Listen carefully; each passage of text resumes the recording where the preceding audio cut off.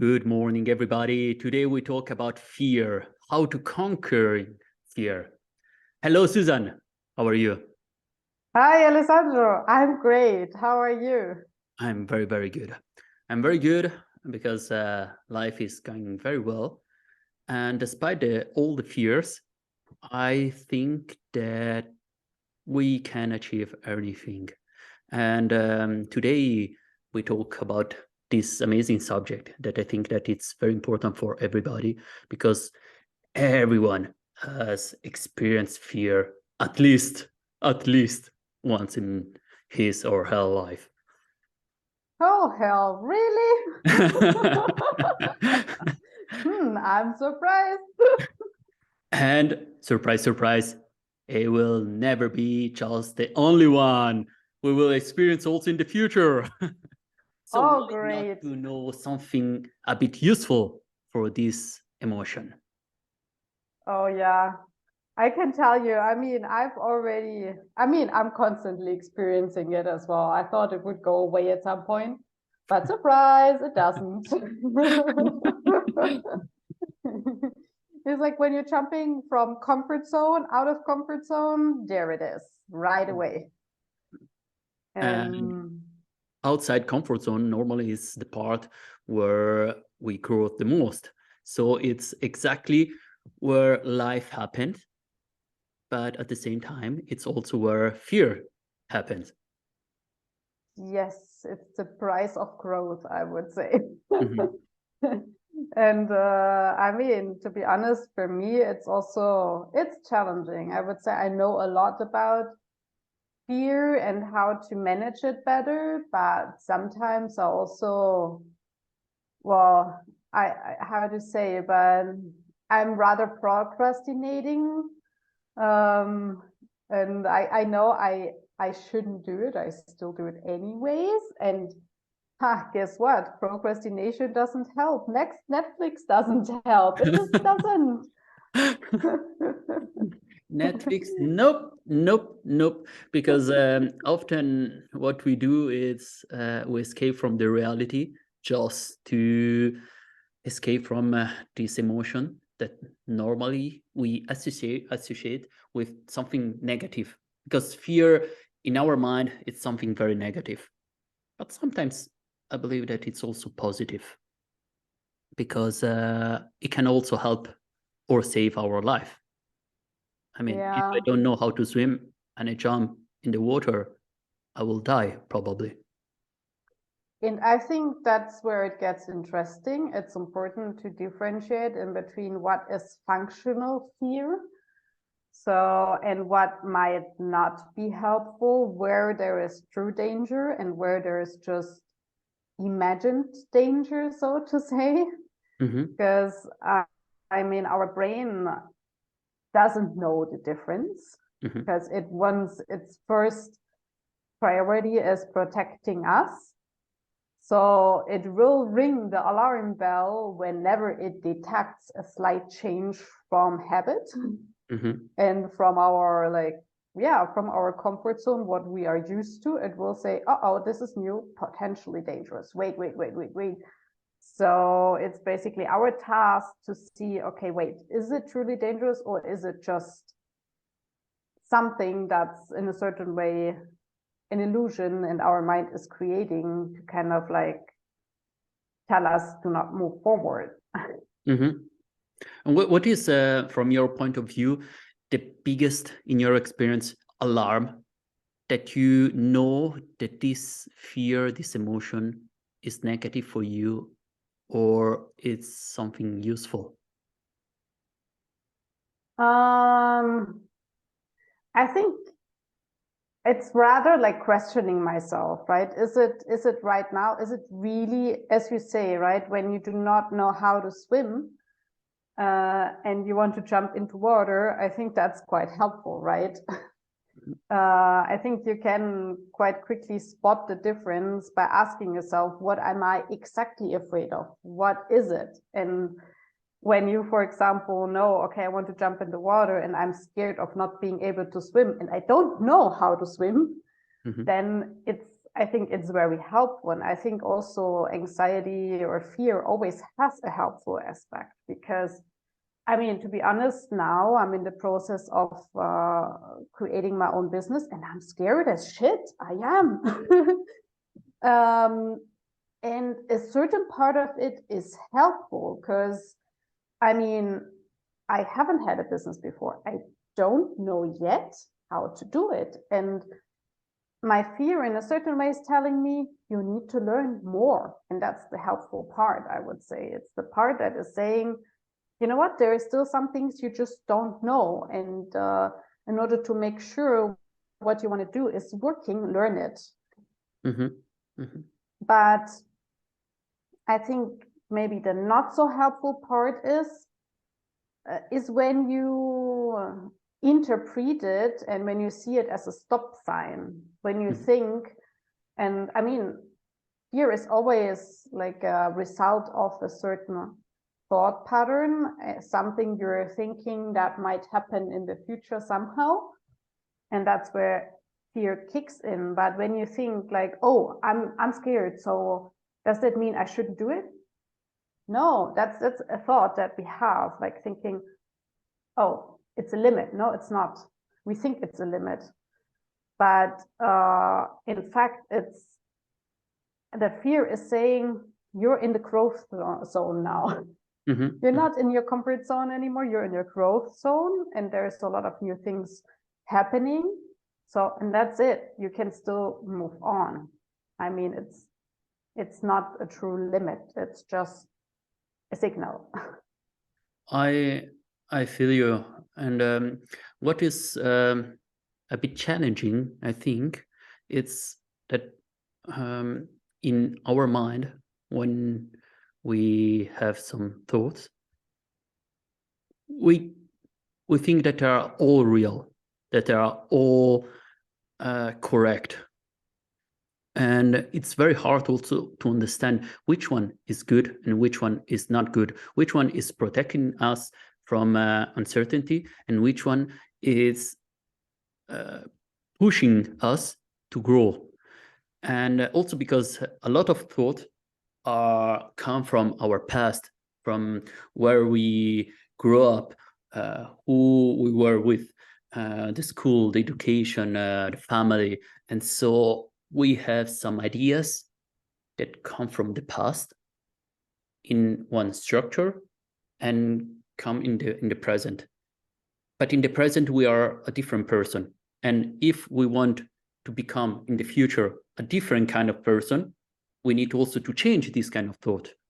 So understand which one is useful or not for our personal development. It's challenging. What I saw about myself is when I procrastinate too much, it means that I have some kind of fears. So if I am avoiding some task, some challenges, it means that I am scared like hell about something.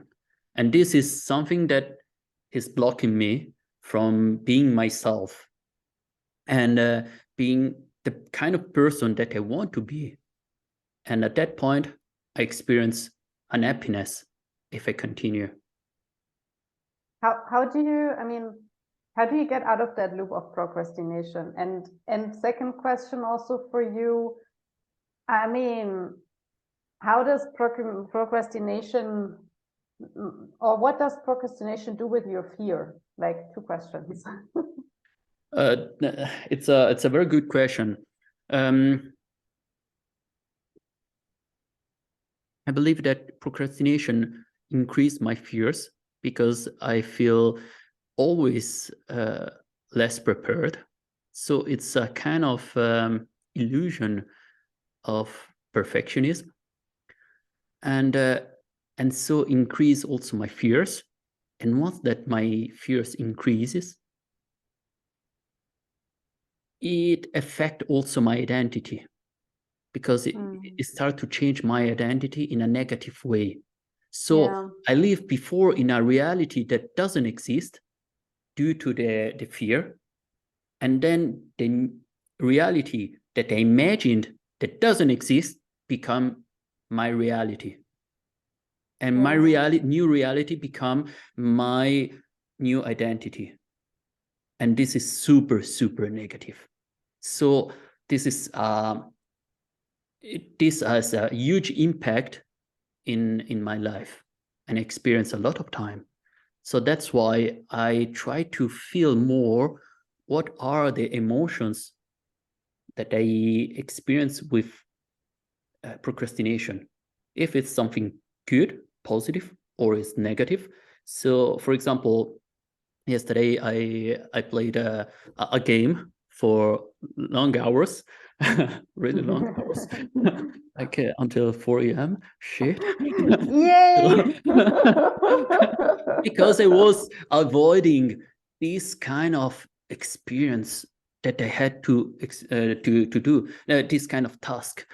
And at the end, I said to myself, I feel like shit because of that. I don't feel good at all.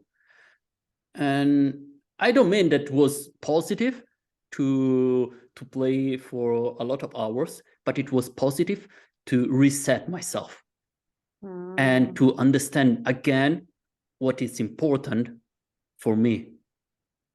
And this is something that I believe that not always is negative. You're procrastinating something, it's fine. Just understand and then reset yourself and go again in the path of your happiness.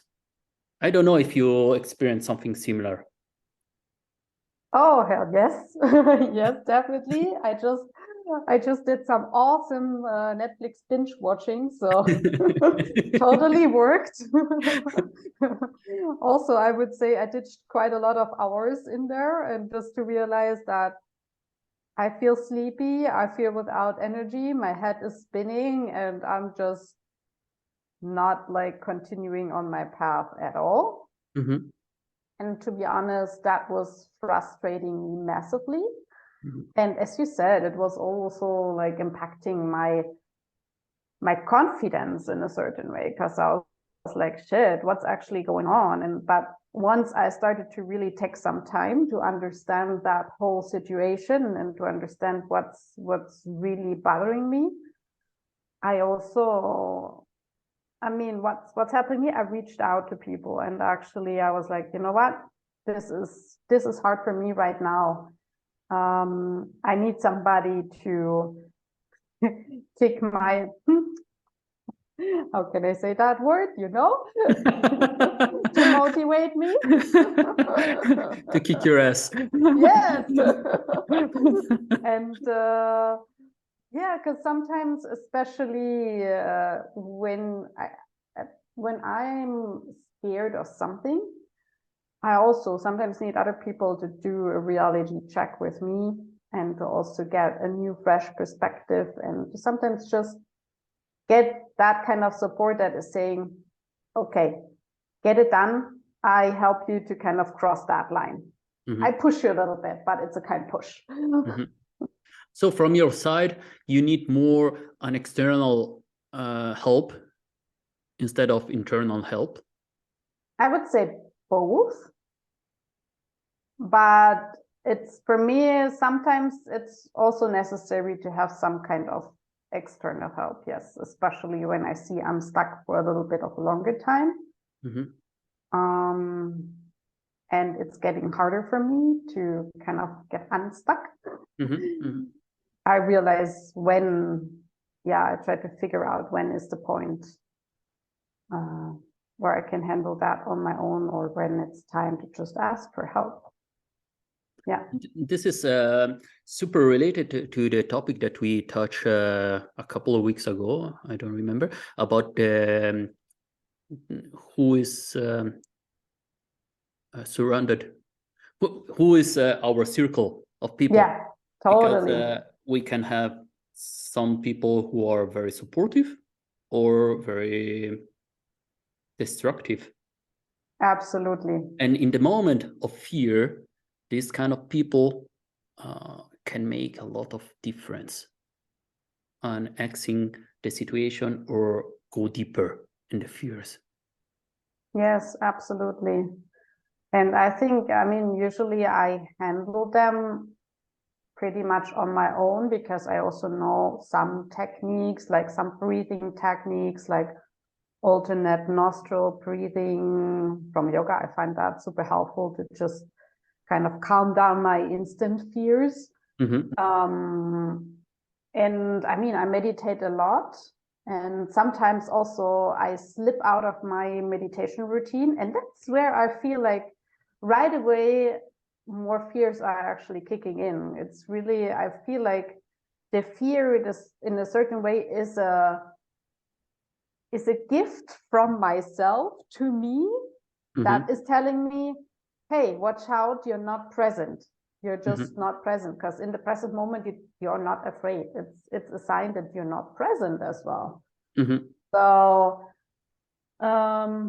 this is really interesting for me. I mean, and that by itself usually helps me to recognize, wait, okay, now I just sit down for a moment. I hear, listen to my surrounding. I feel my body. I feel where there is tension or no tension in my body, just to kind of like connect myself with present. I feel my breath, and I kind of identify like, and I observe my breath for a while, and that usually always helps me to get back to it. But yeah, when I do not catch myself right away, then yes, I ask for support. Yeah, I do. So if I well understood, first you do meditation or breathing technique, and then in case you ask for support. Yes, and I mean, I also do some I mean, like mentally, I'm also working with myself. To see, I mean, usually fear is something very unspecific. And for me, it helps me to kind of also write down what I'm exactly afraid of, what would happen, because usually it's just such a flashy feeling and you don't know really. It's like, I'm afraid, but I don't know what am I actually afraid of? What is actually, and then I feel like when you make it really specific, it's a lot easier to handle, because if it's like, I don't know, when I'm about to have my own business and I lack knowledge, well, I can do something about it, right? So I can just learn more and I can ask for help in these sectors, or if it's whatever. I mean, so that makes it easier to actually handle that. It's not just a big bubble of fear, it's something specific, and that makes it easier. And also, what I very often do is really asking, like very often our head goes into like fight or flight mode, and just thinking more positively also helps me. I mean, very often we first think of what can go wrong, but we do not really think of what can go right. Because I mean, for me also, so often in life in the past, the moments where I feared the most were the moments that were the most beautiful ones afterwards. So I recognize really a pattern of how fear is tricking me in a certain way, and it's just, I can see it's not real. I can really see it's not real. It's just like joy is waiting at the other side of fear. Yeah, I would almost say. I love a quote from Mark Twain about this subject that says, I've had a lot of worries in my life and most of them never happen. And it's exactly what you said, that sometimes we live in a situation that is not the moment. And if we start to live the moment, we start to live what's going on right now, we experience other kind of feelings. We start to feel maybe that I'm eating a very amazing meal, maybe with my family, or maybe Mm. with my friends, or even alone in front of the TV with a glass of wine or whatever. Or maybe I'm walking in the nature and are amazing, instead of going in the future with my mind and thinking what can happen in 1 month, 2 months, 6 months, 1 year. Oh, I can feel like this. I can have this kind of problem. Yes, you can. But you know what? It's in the future. What if doesn't happen? What if it happened, but you are prepared? What if it happened something even better? So normally I don't suggest a lot to work with what if, because it creates a reality that is not now. But sometimes it helps to decrease the problems, because we don't know how we create the fears. We can also uh, create something positive. So Yeah.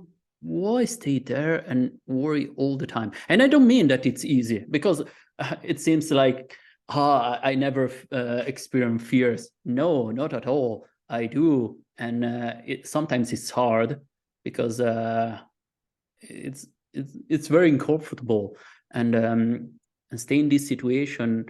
It doesn't help our health as well, but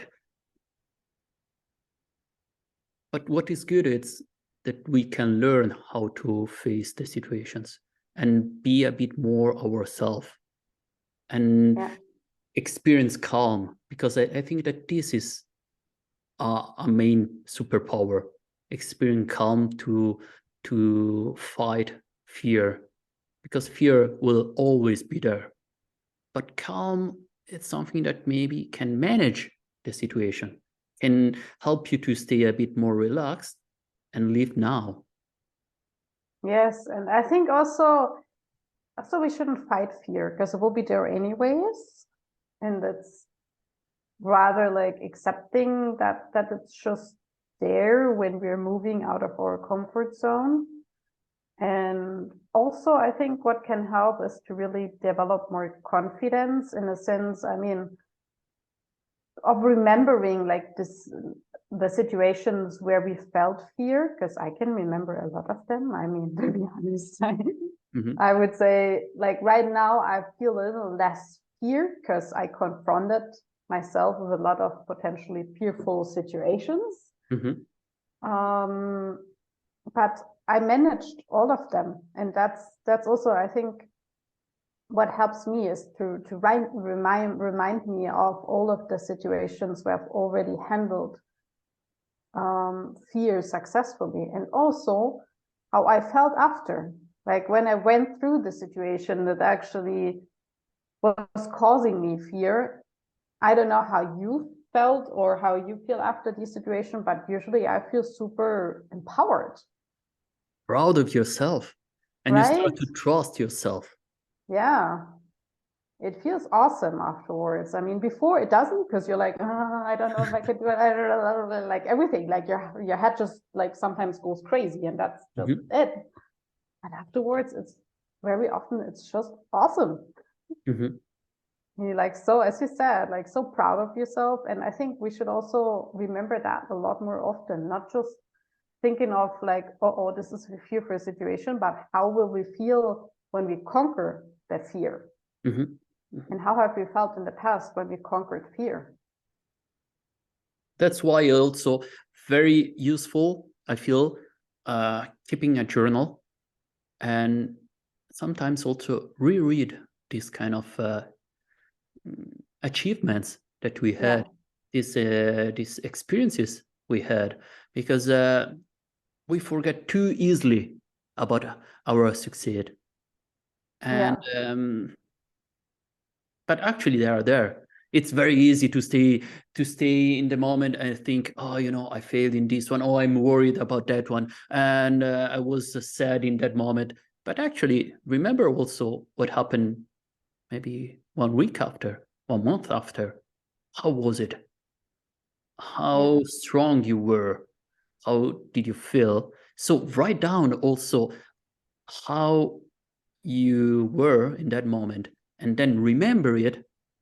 It's very powerful because you keep it inside ourselves, and you remember also us, how we fought these events, and what kind how of we skills, succeeded, right? yes, and the skills that we had in that moment, and we had to develop. Yes. No, I think it's beautiful. Do you have any other techniques in mind that might help our listeners? I suggest always to be present. So what I use a lot is doing something. For example, for me, it's very useful to go hiking, to stay in the nature, to disconnect from social, from phone, from whatever, once a while, because it helped me to reconnect with myself. And this is can be really walking, running, sport, meditation. It can be yoga, can be whatever. From my side, it's also helped a lot. The shower. From shower for me, it's a moment where I'm just with myself, and I stay there, and I pray to myself, and I talk to myself in a positive way. I think actually this is a great question for our listeners, no? Like what actually makes you feel present? So I think it's a good question because it's different for everybody. So for you, it's hiking. I mean, for me, meditation helps, but I mean, being in nature as well. But I think it's great to figure that out. Yes. Yeah. So I hope I suggest people to answer this question and let us know. Oh yes, the that would be awesome. Way. Definitely. So thank you so much, Susan. And do you remember, or do you know the next episode? Do you want that I tell you? Oh yes, please tell me. Come on. I think it's our ritual, right? You start and you end the podcast. So next episode is about perspective, the power of perspective, and how to shift our mindset and to handle criticism. Awesome. I think it's a great topic. Thank you so much. Thank you.